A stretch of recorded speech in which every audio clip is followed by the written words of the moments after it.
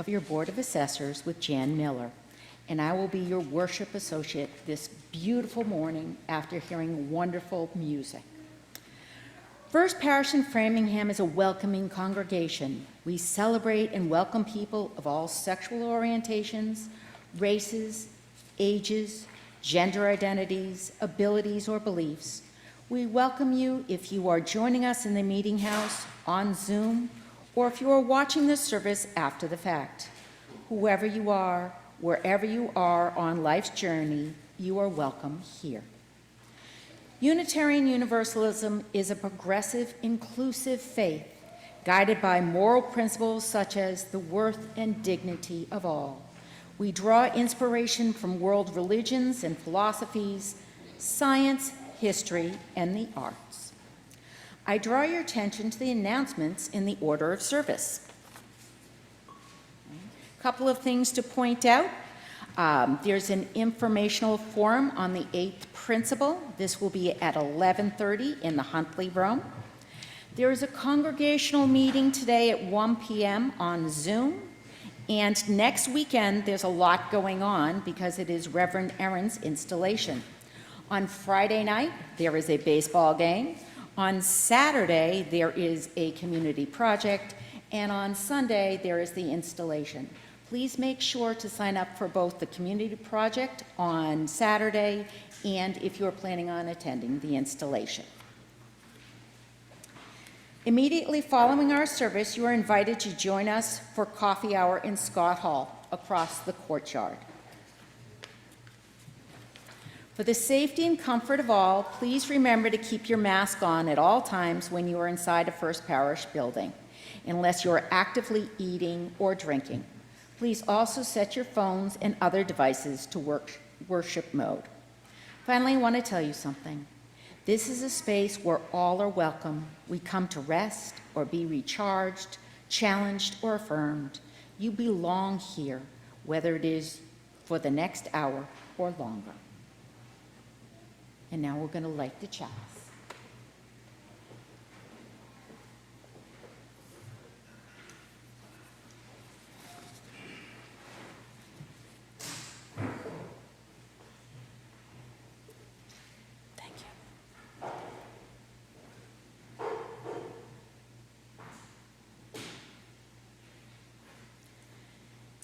It is a tradition to kindle a flaming chalice at the beginning of our time together.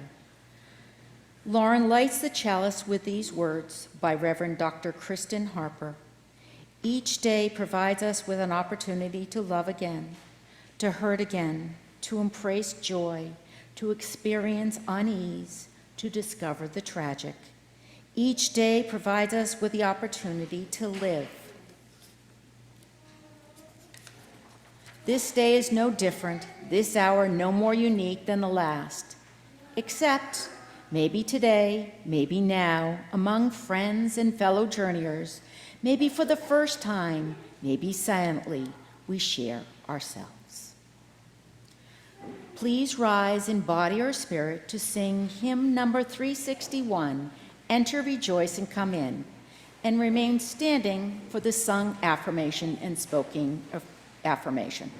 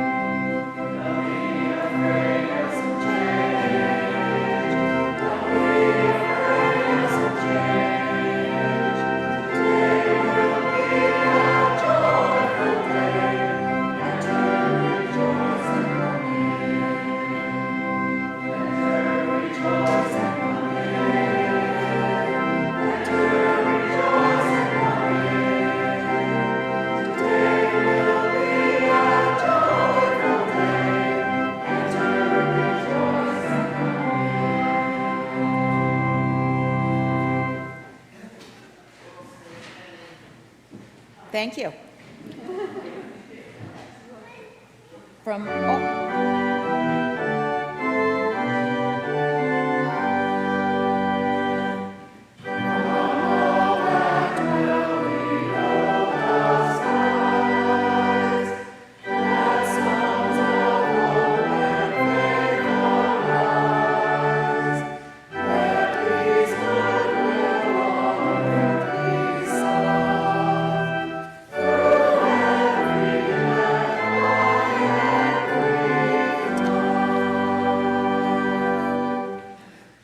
Love is the doctrine of this church.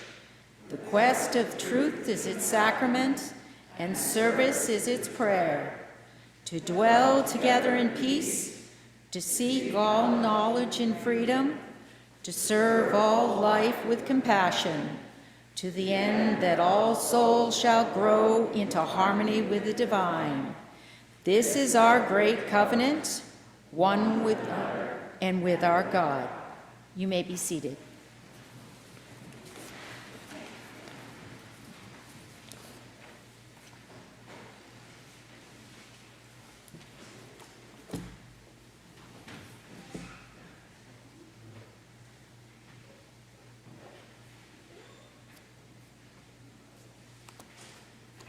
Good morning, everyone. My name is Lauren Strauss. I serve as the Director of Religious Exploration here at First Parish. I use she, her pronouns. I am a short, plump, middle-aged woman with long brown hair tied in a bun. I wear glasses.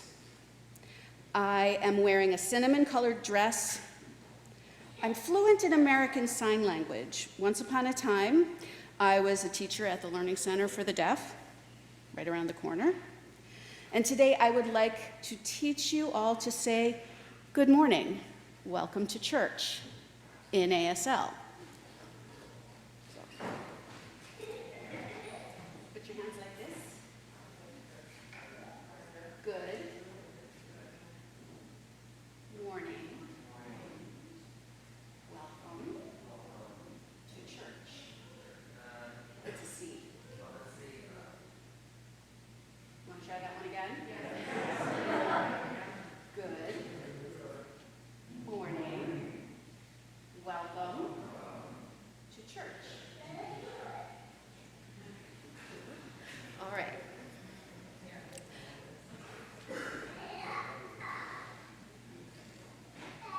I don't know if this is on.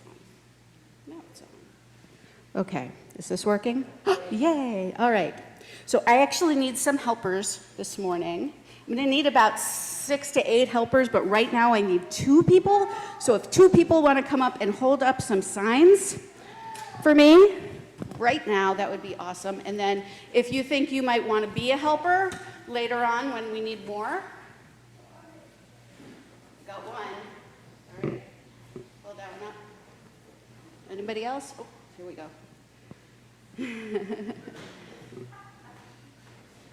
All right, so one of these pictures is a donut. Hold it way up high so everybody can see. And the other one is a croissant. I would love a show of hands.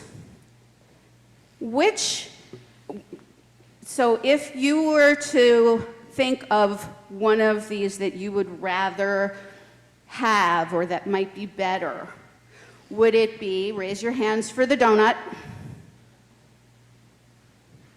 raise your hands for the croissant? No, about half and half. Awesome. All right, let's see. So this is the parable of donuts and croissants, and it is based on an original concept by C.B. Beale from their preemptive radical inclusion workshop. All right. A new family, you guys can relax the donuts and croissants. All right. A new family came one day to a church that we will call Donut Church. In this church, as you might imagine, all the parents listened to a sermon and sang hymns while the children went to church school. In this way, Donut Church was much like the other churches that you may have attended. But after Donut Church's service, the people gathered to drink coffee and eat donuts and talk. The youngest child from the family went to join a group of children playing on the playground, and the children were all sitting in a circle. Can you guys make yourselves into a circle? You guys can put down the, you two can put down the, we don't need the signs anymore. And can I get you to stand up just for right now? I think I need some more helpers. Thank you, Reverend Aaron. All right, that does not look like a donut to me. Oh, there we go. Now it's a donut. All right. So the youngest child went to join the group, and there was no room in the circle for the youngest child. There's no place to go because everybody's in a circle. There's backs to them. So the youngest child went to play on the swing by themselves.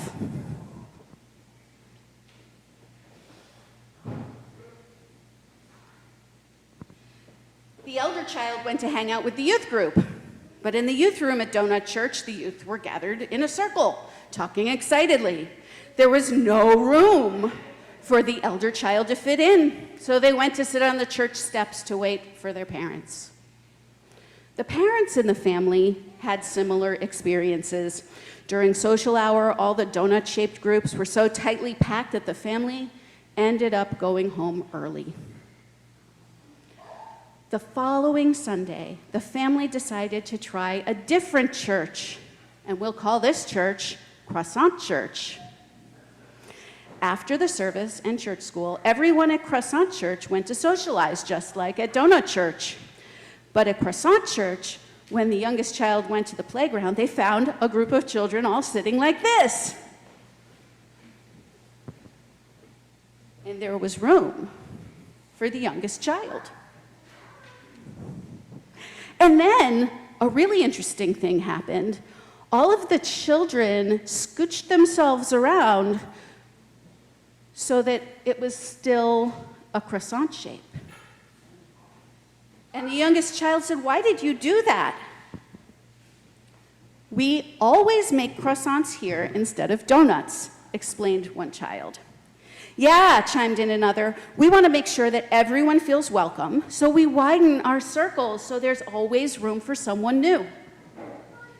All 4 family members felt welcome to join croissant-shaped groups that Sunday because that was Croissant Church's culture. They stayed until all the conversation and coffee was gone, and in the car on the way home, they agreed that they would keep going to Croissant Church. Now, I would love the children and the parents to come with me for a few minutes as we start off our church school year, because today is our first day of church school. So we're going to sing our children out. Thank you all.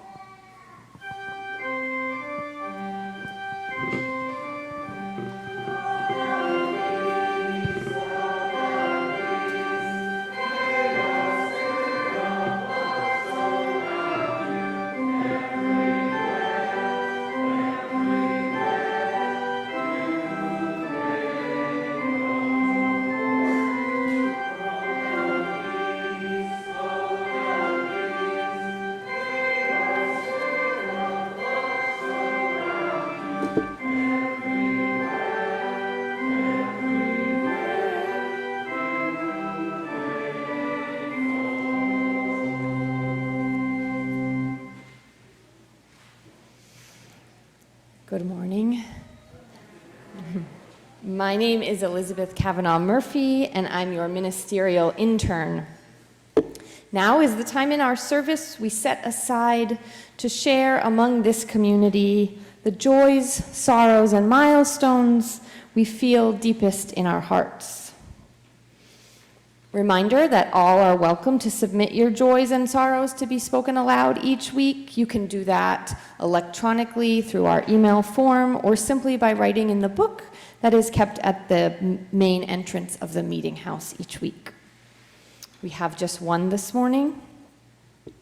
Donna shares, I'm remembering my Aunt Carol, who passed away this past June.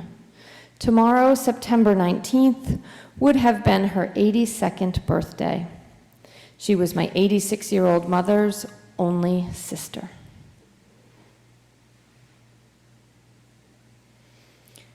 And now we light one more candle and hold space here together for all the happiness or heartache that remains unspoken yet felt deeply within us all.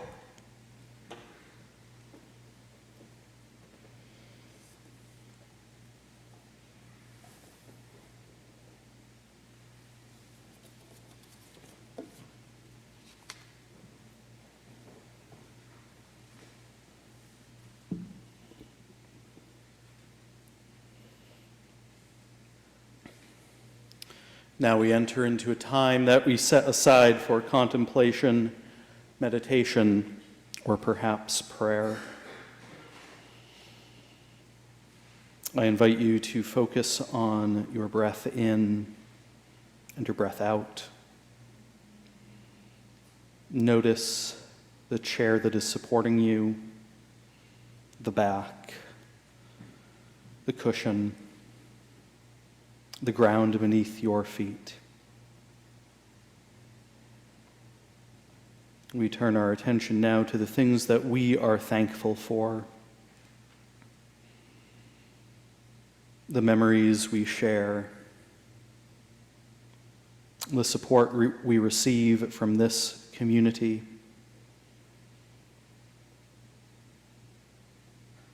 the laughter, the smiles.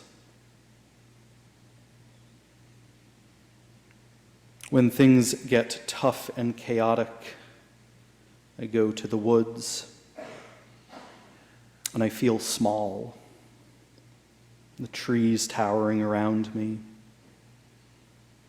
the blue sky far, far above. I go to the woods to remind myself that sometimes the things that seem monumental, that seem huge, are really quite small. I go to the woods too because I need to be reminded that I have an impact. I may be small to the trees, but I am large to the ants. May I hold both things as I go throughout the day. I may not be able to bring peace to all of the war-torn parts of the world, but I can bring peace wherever I go, and I can pray that that will ripple outward.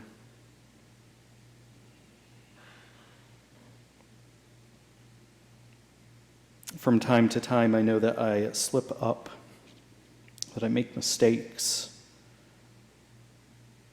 Because I am breathing, because each one of us is breathing, we are not our own worst mistake. There's always chance for a do-over, always chance to return to right relationship. As we go throughout our day, may we be reminded of all of these truths and others that we know that guide us in our day-to-day. I say these words and do all things for love's sake. Let us now sit in the ancient quiet of this space so that we might rest, pray the prayers of our own hearts, or simply do absolutely nothing for 1 minute. I'll keep track of the time.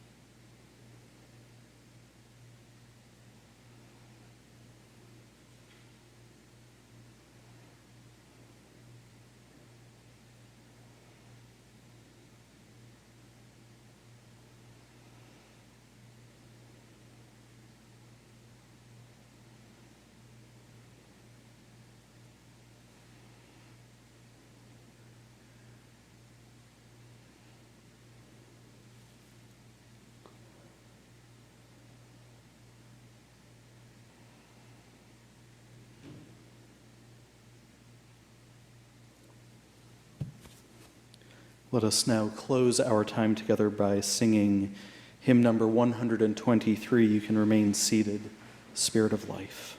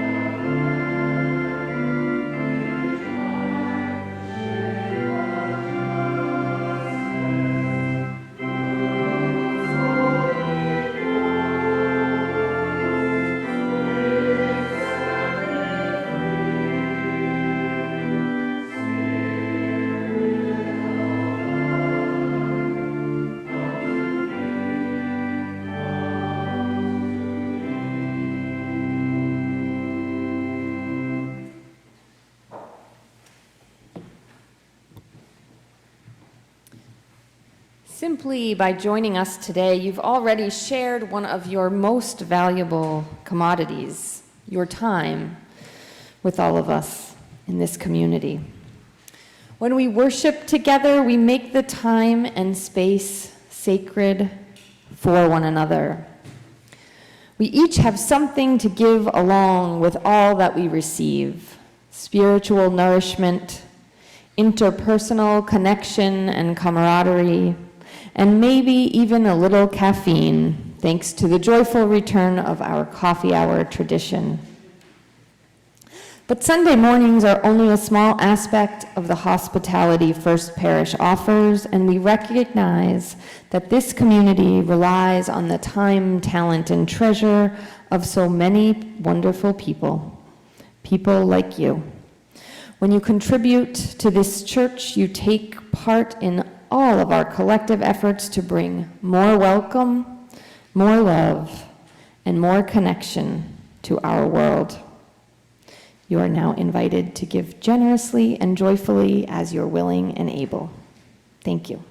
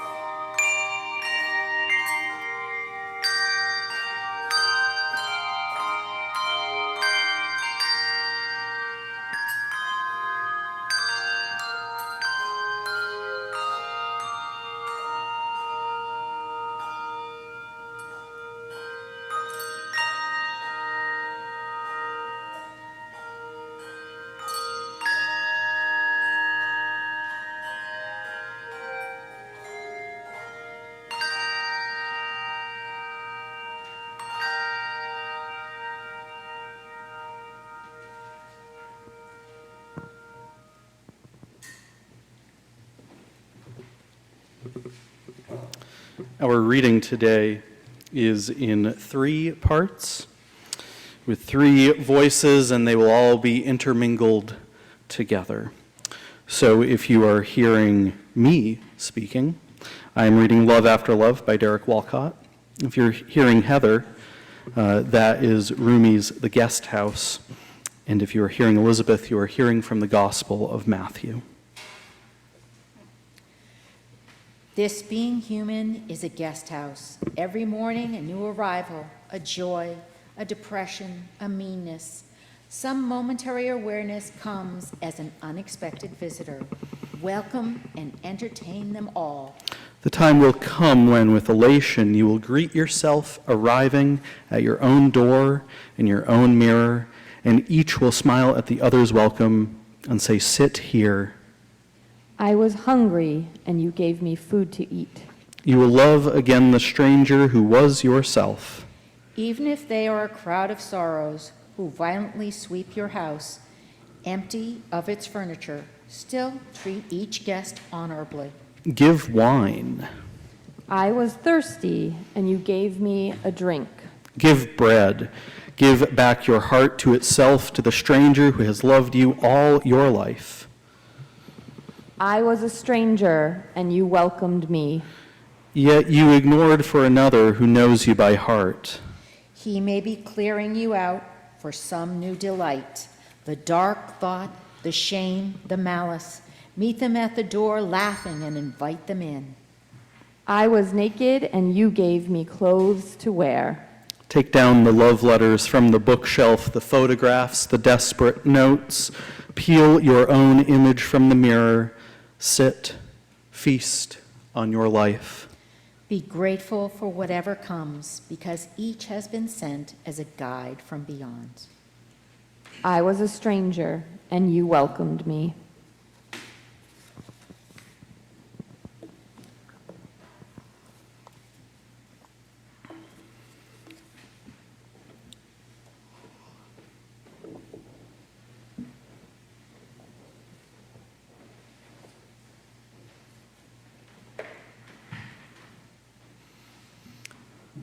I have some questions for you to reflect on.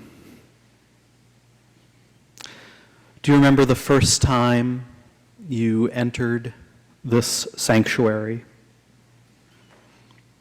Was it this morning? Was it several years ago? Who greeted you?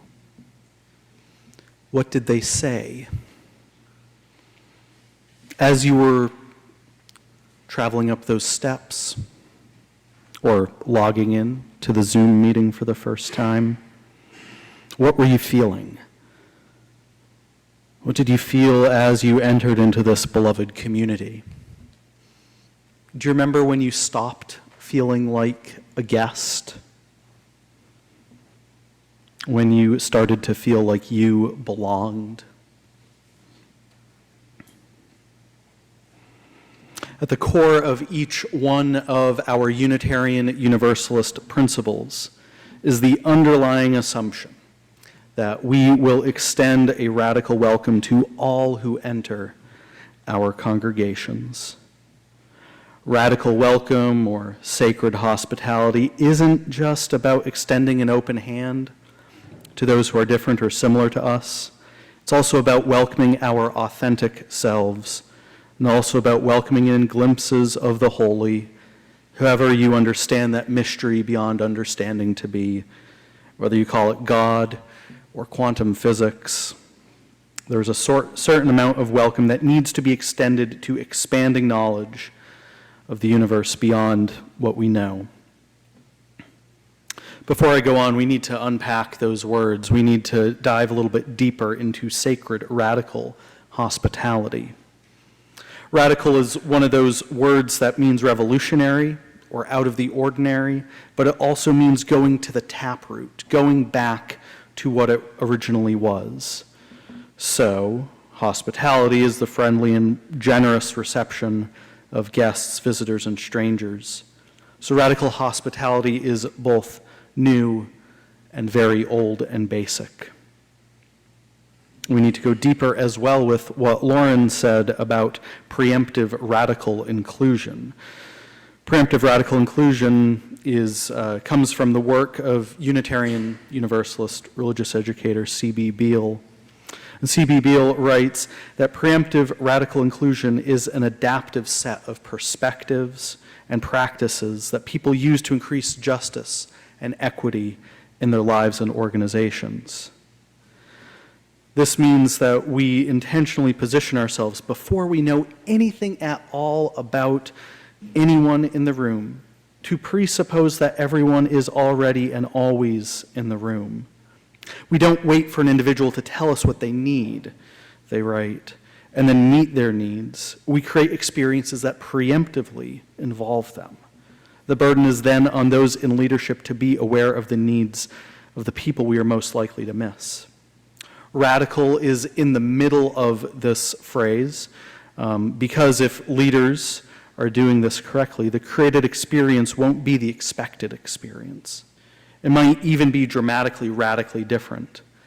Inclusion doesn't simply mean that we include others in our circle of what we already do and how we do it, but expand the experience to encourage deep involvement and make that involvement possible. Inclusion without centering the voices of the most marginalized is not inclusion.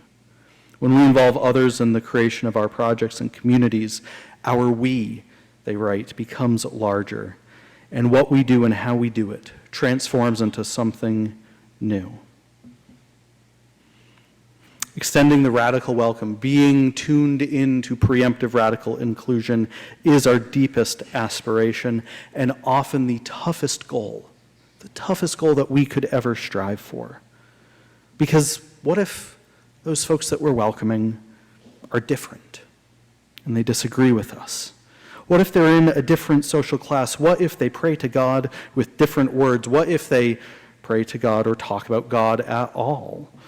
We wonder, how will our community be different? Or when we worry about sharing our authentic selves, we worry, what if they knew how much we had in our bank account? Or what if they laugh at my voice or my artwork? Or what if I failed? Will people shun me? Now, when it comes to radical inclusion and radical welcome in our congregations, I've heard many stories over the last 2 years about the first person who greeted folks as they entered, or the first person at coffee hour to welcome someone. For more than a few of you, I think that was Tony Greeley. Show of hands, who was that person? Cool, all right. And one of the things that some of you have said that Tony had a knack for was making people feel welcome, greeting them if he didn't know them, but then doing a key thing afterwards, and that was introducing them to someone else and then going off to greet another person. That way of building a network was brilliant. And we'll say, if this is your first time joining us or logging into Zoom, welcome. That takes a big first step. It is huge, the amount of courage for you to come here. I remember when I first entered into a Unitarian Universalist congregation when I was 15 or 16. I had researched that congregation for 2 years before I ever entered the doors. And so that feeling where I said, you know what, this is the time to go to church, even though I have never gone to a church before, that time, that courage is huge.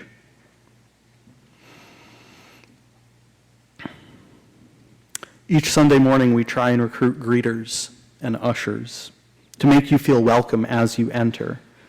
That's both welcoming the newcomers and the long-haul people as well, because it is wonderful to go where everybody knows your name. Though it might be time to imagine a new reference or add a new reference there, because I was 6 when Cheers last aired. And my wife wasn't even born. I digress. Greeters and ushers are such an important part of hospitality for everyone. If they greet someone new, it helps the newcomer orient themselves to this space. If they greet someone who's been coming for longer than they have, it helps reinforce that this is their spiritual home. I'll give you a hint. everyone here is actually an usher. Yes, this morning Pam and Greg greeted you, and we thank them for that. But this is a role for all of us. You are all ushers. You are all greeters. Consider yourselves deputized. You already have some training. You know and you remember that first time that you came in here. Someone greeted you back in the day. It's time to lift up those people as an example. There's also this part of the radical welcome of sacred hospitality about welcoming in the sacred. I believe, as did our transcendentalist foreparents before us, that we each contain that divine spark within us. So if I welcome others and I welcome myself fully, then, at least in my theology, I have participated in the divine, and that always calls us to the greater good. Of course, sometimes we don't welcome others in fully. Radical hospitality has been in the news lately, or rather the lack of it by some people, and great hospitality by others. You don't have to go too far in the newspaper to see mention of it. Indeed, it was right at the top of CNN.com when I logged in this morning. Migrants ending up on the island of Martha's Vineyard as part of what I will call a political stunt. And yet, because I have friends who are ministers on the island of Martha's Vineyard, I know about the welcome that those folks received. There's a lot to unpack about this event, so I will leave it there. I invite you to investigate some of the news articles about it, particularly the one from the Religious News Service, which my colleague Janet, who serves the Unitarian Universalist congregation there, said is a good and accurate representation of what happened. We remember that Jesus is recorded as saying earlier in the reading, "I was a stranger and you welcomed me." There may be chance to welcome the stranger, and some other time we might be the stranger as well. There's that poem, The New Colossus by Emma Lazarus. It goes, "Give me your tired, your poor, your huddled masses, yearning to breathe free, the wretched refuse of your teeming shore. Send these, the homeless, the tempest-tossed, to me. I lift my lamp beside the golden door." That's the thing that is shocking and almost makes me feel distraught, is when we have an example in the news of radical welcome, it's newsworthy. Because at least I am pre-programmed to think that when somebody new comes into a new setting, their needs might be ignored. Our hearts can be touched by the simplest of welcoming gestures.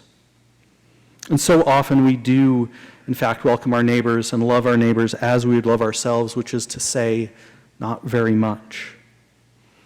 We treat them like we might treat ourselves, which is to say, not very well. As Unitarian minister A. Powles Davies said, "For all too often we do not love ourselves, we hate ourselves." We hate, that is our real selves. We know ourselves as we really are, and what we know we dislike. We know our inferiorities, our instabilities, our cowardice. We hate the fact that we are not as talented, not as beautiful, not as graceful, not as gifted as other people. We come up short. We know this. When it comes to welcoming those who are different than us, we come up short because welcoming newness can be unsettling and even frightening. And it can hurt if we are the ones who are not welcomed.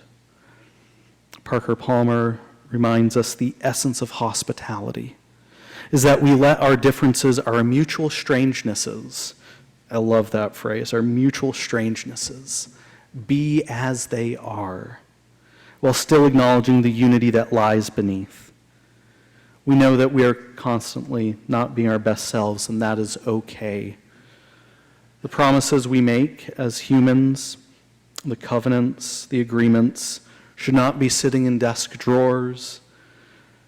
They should have stretch marks, smudges, tears, question marks, and coffee stains. We should be reminded of the fact that human beings are promise-making, promise-keeping, promise-breaking, and promise-renewing creatures. Still have A. Powell Davies' words echoing in my head, but they aren't quite right to me anymore. I want to expand them. We must extend radical hospitality to others, ourselves, and the divine, because we know ourselves, because we know how much we struggle from time to time. We know and love our instabilities, our imperfections.